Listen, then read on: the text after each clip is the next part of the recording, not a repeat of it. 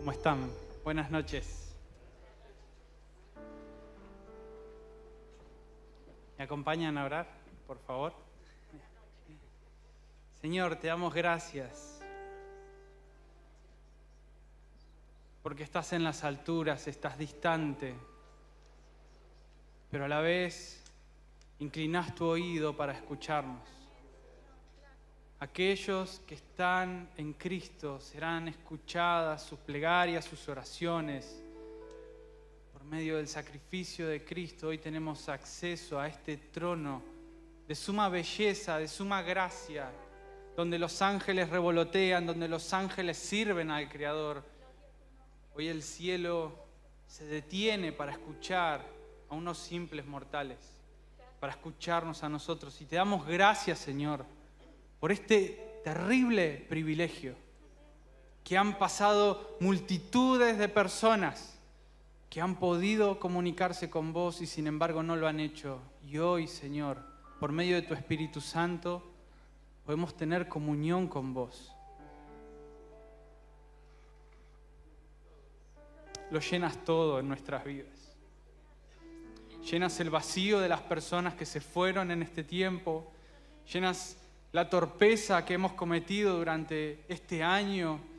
Señor, tu presencia es necesaria para el avance de tu iglesia. Tu presencia es necesaria para la santidad nuestra de cada día. Señor, te necesitamos. Y qué lindo, Señor, es poder tener un espacio de oración, un espacio de poder buscar tu rostro sin ser perseguidos, sin ser acusados o encarcelados por nuestra denominación, por nuestra religión, por lo que creemos. Señor, hay tanta bendición en esta tierra, pero mucho más hay en Cristo Jesús. Y queremos, Señor, tomar en esta noche un poco de esas bendiciones, aprenderlas, digerirlas, vivirlas y llevarlas por obra para la gloria de tu nombre. Te damos gracias, Señor, por esta reunión. Te damos gracias, Señor, por este tiempo. En el nombre de Jesús. Amén. ¿Me acompañan a abrir en el libro de Filipenses? Voy a simplemente a leer unos versículos y ustedes seguramente los van a interpretar correctamente porque no son versículos difíciles. Pablo a veces, el apóstol, era difícil de entender, según decía Pedro, pero acá creo que es sincero, es crudo. Y a veces me conmueve mucho encontrarme con estas cosas que tiene Pablo. Filipenses es una carta que se escribe a la gente amiga de Pablo. Era la creación o el génesis de la iglesia de Filipenses, está en Hechos 16.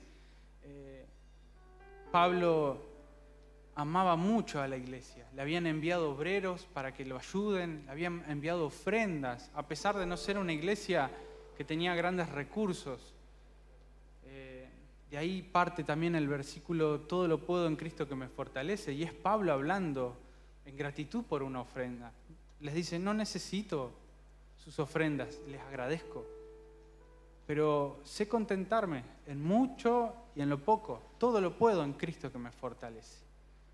Pablo en Filipenses habla con un amor, con una grandeza, con un gozo, a pesar de estar encarcelado. Y me vi reflejado en un montón de cosas con esto. No en las cosas que Pablo hace, sino en las cosas que necesito. Y una de las cosas que empecé a estudiar Filipenses es porque siento que me falta el gozo completo de estar contento en todas las situaciones de mi vida. Pablo lo estaba. Tenía persecución, estaba gozoso. Se hablaba mal del Evangelio, había gente que hacía cosas para difamar el nombre de Pablo y Pablo decía, no importa, todo sea para la obra del reino. Con tal de que lo expandan está bien, no hay problema. Pablo tenía un gozo terrible. ¿Y qué encontró Pablo? ¿Qué encontró Pablo? Y ojalá que sea también la actitud nuestra del día a día, de poder estar contentos en cada situación, en la economía, en la seguridad o en la inseguridad,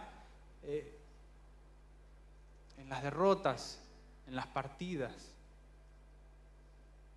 Encontrar el gozo de Cristo es fundamental para la vida del cristiano. Es vital, es vital. Y Pablo esboza en esta carta algo supremo que es el gozo, algo que viene de Dios, algo que solamente es impartido por Dios. En Filipenses lo pueden encontrar. Los animo a leer esta carta. Si nunca leyeron un libro en su vida, pueden leer Filipenses y pueden decir, bueno, leí un libro en mi vida. Son 4 capítulos, así que lo pueden leer.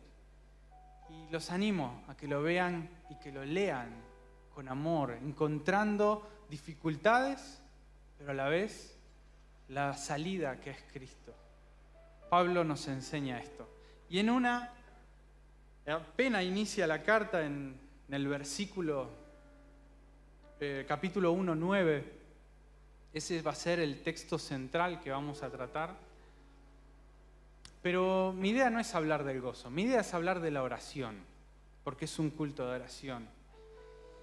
Y lo que encuentro interesante en todo esto es que hay muchos tipos de oraciones. Por ejemplo, mi hija de 4 años la otra vez pasó algo con mi abuela y le decimos, bueno, vamos a orar. Bueno, oramos, todo bien, oramos, Señor, gracias. Da gracias por los alimentos, en medio de la oración, todo. Y le digo, bueno, perfecto, pasaron los días, o a la tarde o a la noche, no me acuerdo. Le digo, vamos a orar de vuelta por...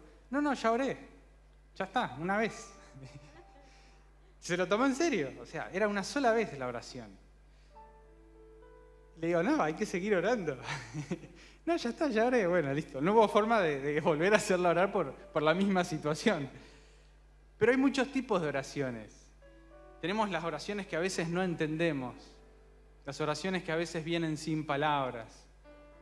Oraciones que salen del llanto. Oraciones que salen de apretar el puño fuerte por una situación que uno no entiende. Hay oraciones que no se expresan, que el Espíritu Santo, gracias a Él, puede dirigirlas al Padre porque no hay palabras a veces en nuestra boca. Hay oraciones que salen del dolor, hay oraciones que coronan la ira. ¿Por qué Dios? ¿Por qué esta situación? Y lo decimos con bronca. Y hay oraciones que también se pierden en el mar de las dudas de nuestro corazón. Pero hay oraciones efectivas, que son las que vienen desde el Espíritu Santo. Y esto es importante, tener el Espíritu Santo. Añorar, ser llenos por el Espíritu Santo. Es importante, porque cuando no sepamos orar, Él va a estar intercediendo por nosotros. Es de vital importancia. Las oraciones efectivas vienen por la combinación de palabras, por la elocuencia del locutor. Entonces las profesoras o los profesores de lengua tendrían el secreto. O los que escriben libros tendrían el secreto. ¿Acaso es los lugares silenciosos, apartados, el secreto para que la oración sea escuchada? Entonces los de Buenos Aires no seríamos escuchados. Con todos los ruidos y los autos que pasan con la música retumbando los vidrios, nadie sería escuchado. No, la oración es eficaz por medio de una sola persona, que es Cristo Jesús. Por medio de Él se hacen eficaz nuestras oraciones. Hoy nos separan casi 2000 años desde la oración del apóstol Pablo hasta hoy, desde Filipenses hasta hoy. Y esta oración tiene algo que me gustaría que podamos aprender y que sigo aprendiendo, es ver esta oración y decir, bueno, ¿lo necesito para mi vida? es algo que necesito. Pablo, tenés razón, me apropio de esta oración y la necesito para mí.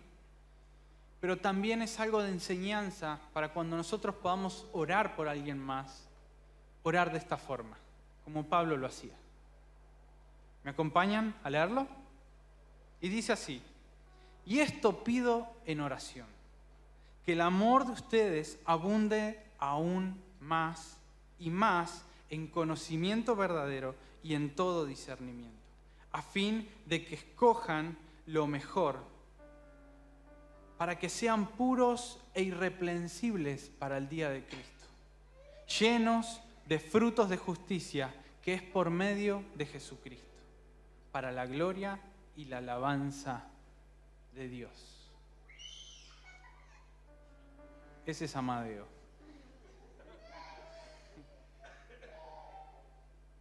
Esa es la oración de Pablo. Y ahora la vamos a ir desarmando. La oración es una vara de medición para la madurez de un cristiano, y la oración es un espejo que refleja la condición de nuestro corazón. Y ahora voy a mechar un poquito esto. El indicador de madurez espiritual de un cristiano es su vida de oración. Un excelente ejemplo de esto es el pastor Pablo. También, ¿por qué no? El pastor Pedro. También, ¿por qué no? El apóstol Pablo, quise decir. También son ejemplos. Amén. Y que sigan creciendo en oración. Que sigan creciendo en oración.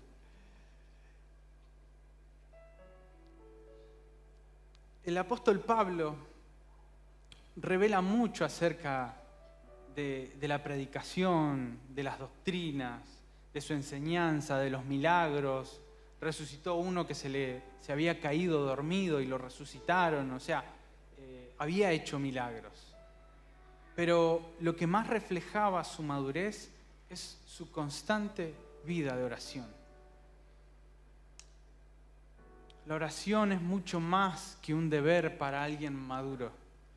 La oración es una necesidad. Para aquel cristiano que entiende las verdades, las bendiciones y la importancia, es una necesidad. Es casi esa necesidad como cuando surge un problema y vos decís: ¿a quién acudo? Bueno, voy a orar. Bueno, imagínate tener esa necesidad constantemente. Pablo tenía constantemente necesidades.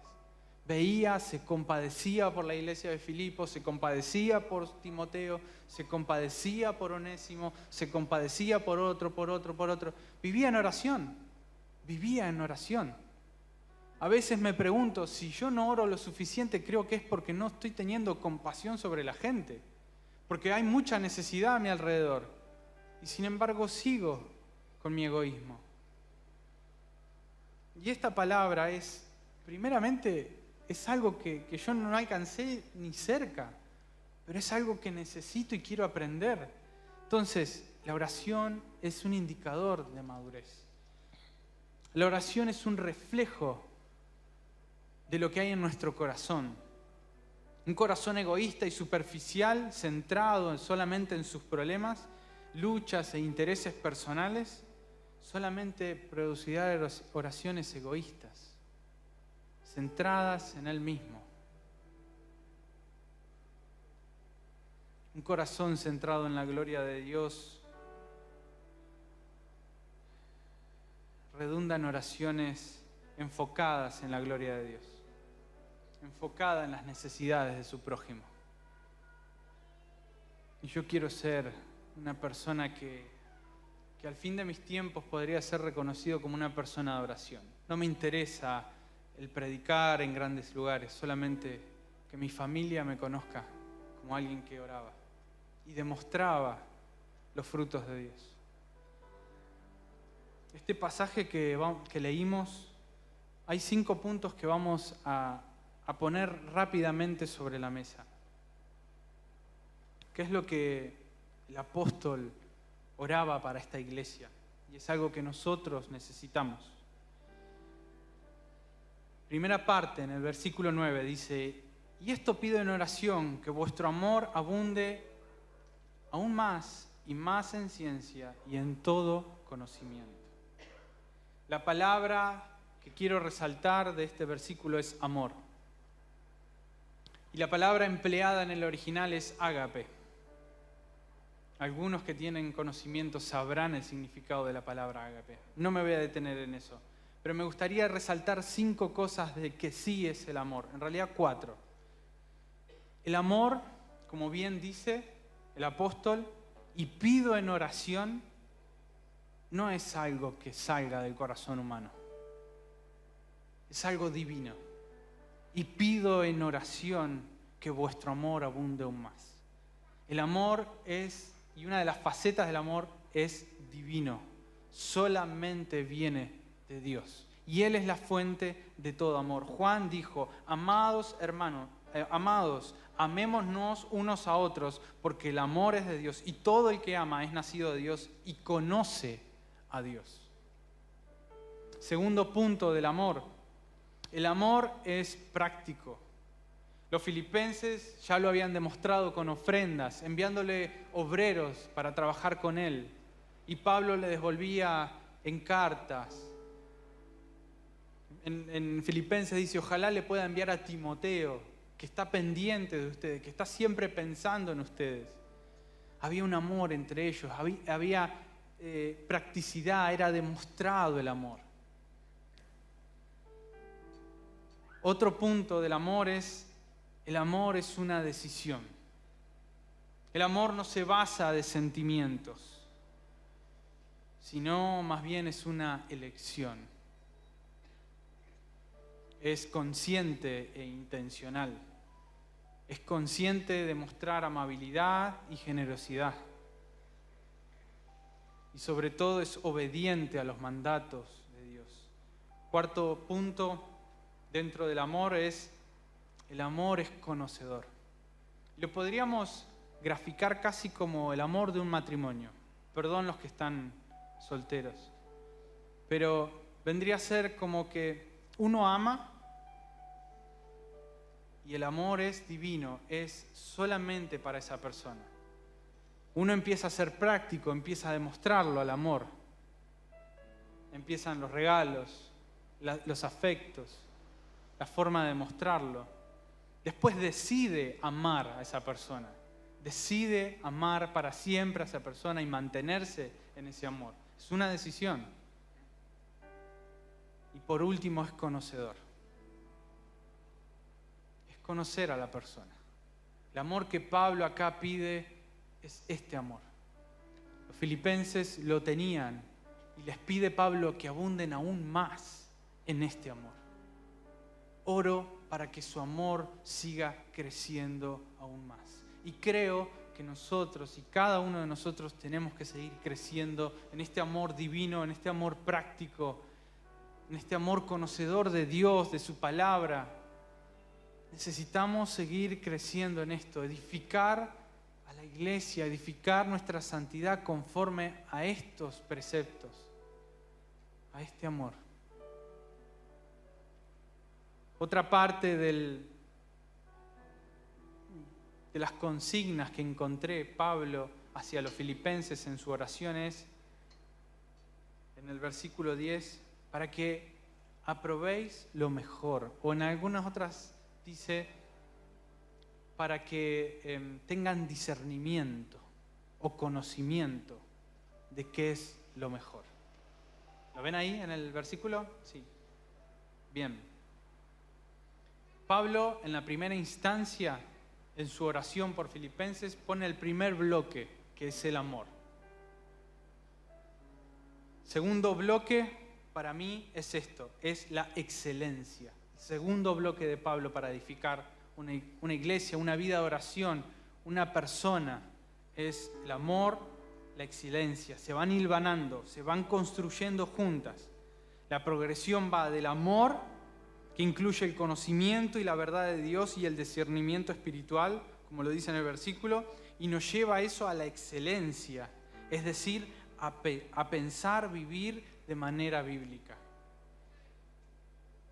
Si un creyente obra, inspirado y controlado por el amor de Dios, habrá un deseo de vivir según la voluntad de la voluntad de Dios de manera más fiel y plena posible. Es excelencia, es vivir fiel a la palabra de Dios. La palabra probar significa discernir, como recién lo habíamos. Probar lo mejor es valorar, determinar, identificar con atención, con excelencia, identificar qué es lo vital. Tiene que ver mucho con la amonestación que dio Pablo un poco más atrás, que dice: por lo demás, hermanos, todo lo que es verdadero, todo lo que es honesto, todo lo que es justo, todo lo que es puro, todo lo que es amable, todo lo que es de buen nombre y haya virtud alguna, si algo es digno de alabanza, en esto pensad. Es excelencia, es discernir lo bueno.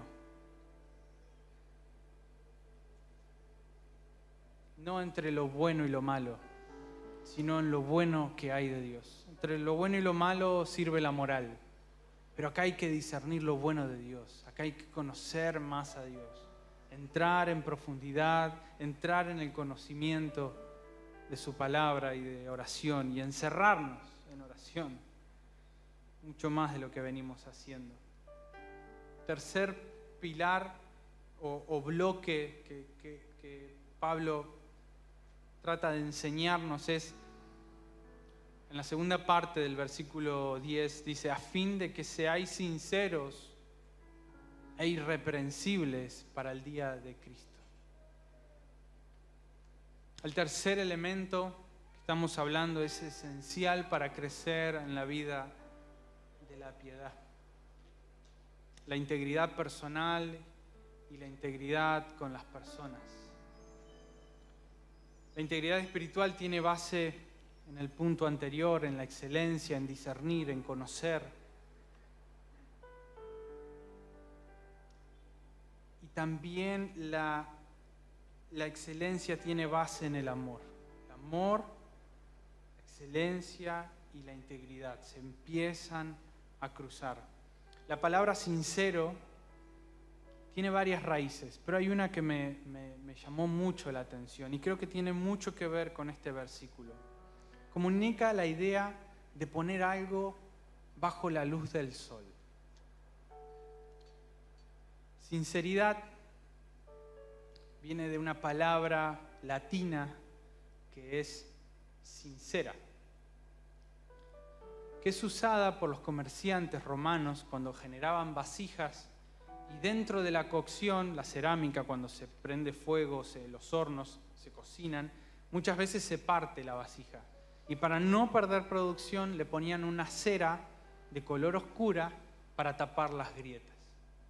Entonces, cuando las vendían, se daban cuenta, a la luz del sol, que tenían una cera, eran de otro color. En la grieta tenía otro color, no era el de la arcilla.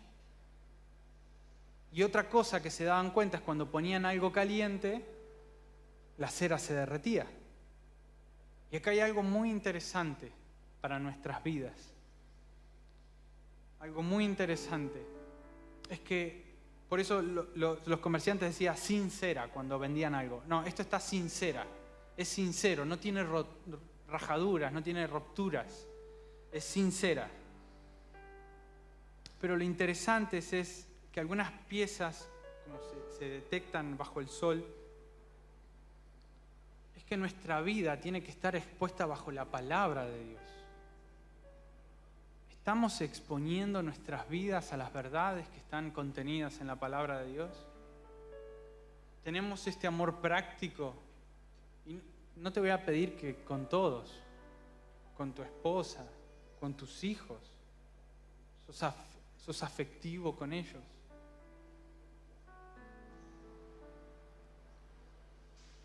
¿Exponemos nuestra vida ante la palabra de Dios?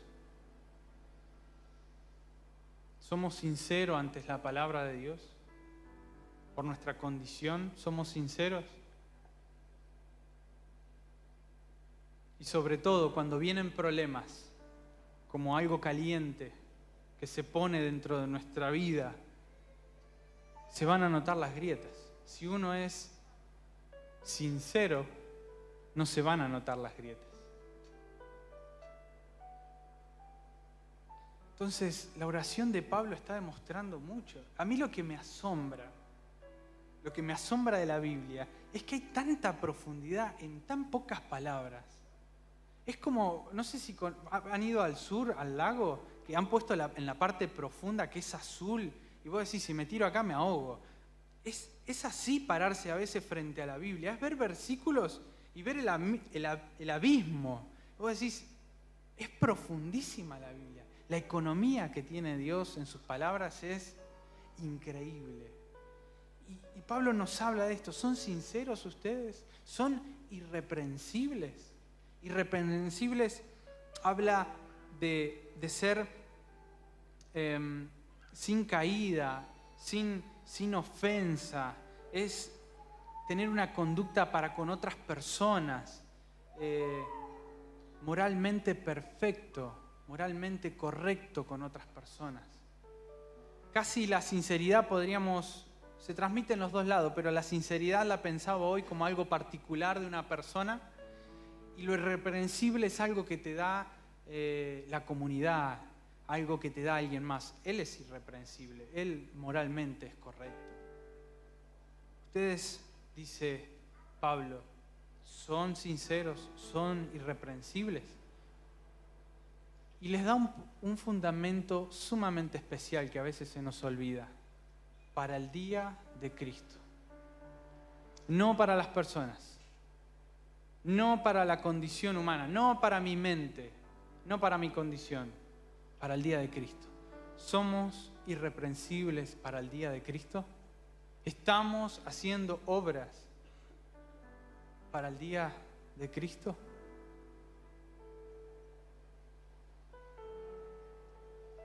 En aquel día, como dice, es necesario que todos nosotros comparezcamos ante el tribunal de Cristo para que cada uno reciba según lo que haya hecho mientras estaba en el cuerpo, sea bueno o sea malo. Y allí la obra de cada uno será manifiesta, porque el día la declarará, pues por el fuego será revelada, y la obra de cada uno, cual sea, el fuego probará. 1 Corintios 3:13, y el anterior era 2 Corintios 5:10. Aquel día se acerca y tenemos que correr. Aquel que es irreprensible, aquel que fue sincero con nosotros, aquel que es Cristo, que nos dio vida. Y hay oportunidad a cada segundo para volver a arrepentirnos y acercarnos a Él y poder generar, como dice Pablo más adelante, frutos de justicia. Y lo vamos a leer en el versículo 11. Llenos de frutos de justicia que son por medios, no de tus obras, no de tu buena condición, sino por medio de Cristo Jesús.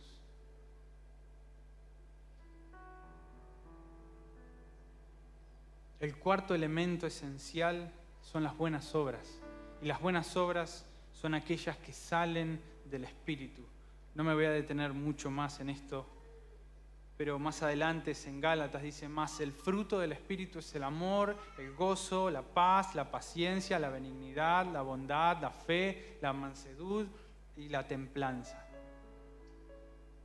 Dichas actitudes que Dios confiere están diseñadas para producir buenas obras para Él mismo. Y solamente estas obras son por medio de Cristo Jesús.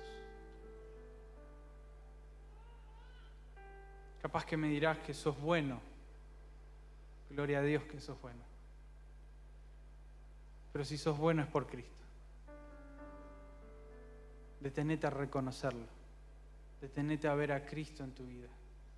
Las facultades que Él te dio, las capacidades que Él te dio, son para edificar a tu familia, para edificar a la iglesia, para amar, para contener. Esas bondades que Cristo depositó en tu vida, seguilas edificando. Y último punto, que Pablo ora por esta iglesia amada de Filipenses.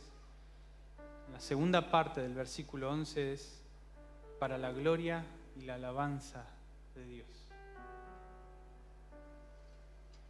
Todo lo que hacemos es para su gloria. Los malos momentos,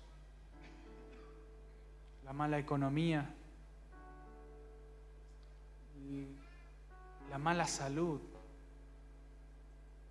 todo tiene que traer gloria a su nombre. No importa la situación que pases, tiene que traer gloria al nombre de Dios.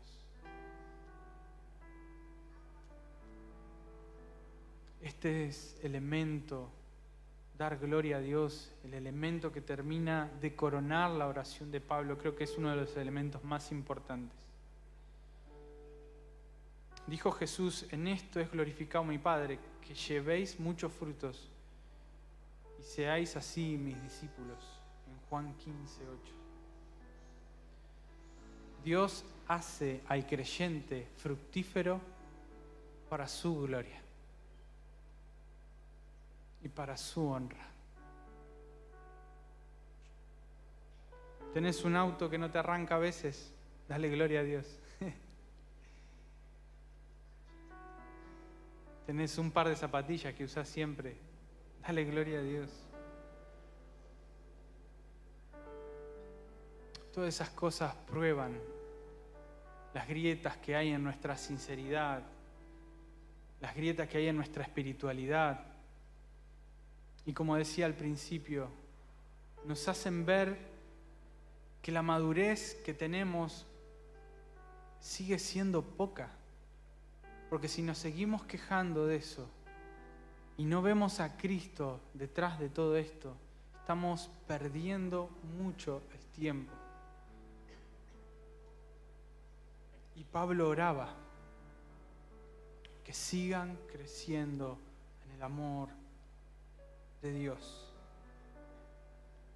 que sigan creciendo en conocimiento y en todo discernimiento, a fin de que escojan lo mejor, para que sean puros e irreprensibles para el día de Cristo, llenos de frutos de justicia, que es por medio de Jesucristo, para la gloria y la alabanza de Dios. ¿Vamos a orar?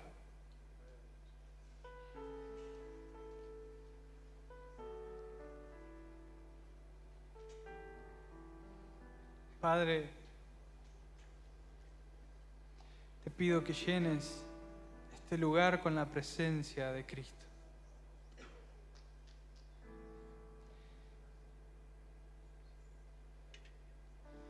Necesitamos tu presencia en cualquiera sea la situación que estamos atravesando. Hay necesidades, hay hermanos que sufren, hay hermanos que se duelen aún por la pérdida de familiares, hay hermanos que tienen familiares en situaciones críticas, hay hermanos con salud delicada, hay economías quebradas, hay un montón de situaciones, Señor. Pero quiero orar, Señor, un poco más allá y orar por la espiritualidad de todos mis hermanos de la iglesia, Señor, para que sigan creciendo en los frutos espirituales, en toda obra que salga del Espíritu Santo, en bondad, en templanza, en mansedumbre, Señor, que puedan ver a Cristo en cada situación.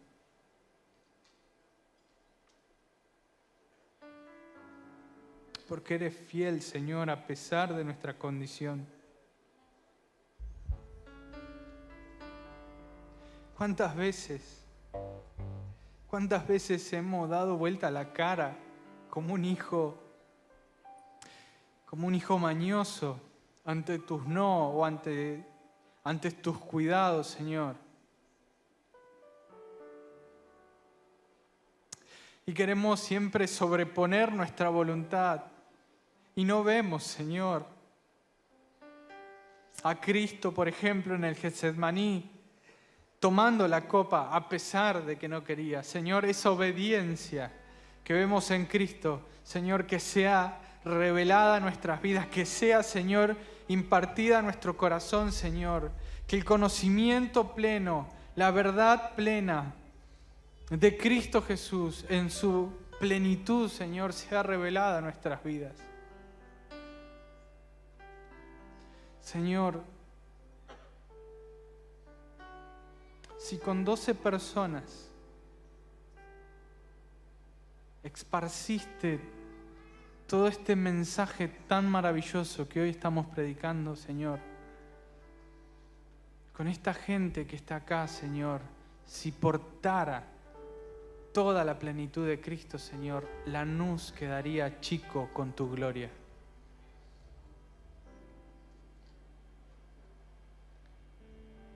Padre, sensibilízanos, Señor, a tus necesidades. Sensibilízanos, Señor, a las necesidades que hay en otras partes, en misioneros que entregan su vida. Y nosotros seguimos quejándonos de si funciona o no el aire, o si de ciertas cosas, Señor. ¿Cuánto nos falta? ¿Cuánto nos falta, Señor? Pero ahí estás para perdonarnos de vuelta. Queremos volvernos a vos de todo corazón. Y enséñanos a madurar espiritualmente, para orar conforme a tu corazón, para orar conforme a lo que hay en tu corazón. Y si estamos enfocados en vos, como la promesa está, vos te vas a encargar de todas las cosas que a nosotros nos falten. Enséñanos a ver el gozo que Pablo vio a pesar de estar encarcelado. Enséñanos, Señor, en el nombre poderoso de Jesús. Esta iglesia, Señor, se declara dependiente del Espíritu Santo y de toda la verdad que hay en la palabra de Dios. Que examinemos nuestro corazón constantemente. Y si hoy es la primera vez que venís, si hoy es una situación te trajo hasta acá, Cristo es la respuesta a toda la situación. No sé si va a responder. No sé si va a responder con la necesidad que venís, pero sí sé que va a responder con la necesidad eterna que vos tenés. Tus pecados pueden ser perdonados, tu vida fuera de Dios no va a tener sentido, no va a tener valor, pero en Cristo tiene un valor eterno. Y en Cristo podrás disfrutar las bendiciones que Él preparó de antemano, desde antes de la fundación de la tierra. Se disponen las bendiciones a todos aquellos que permanecen en Cristo. En el nombre de Jesús, Señor, te damos gracias, Señor.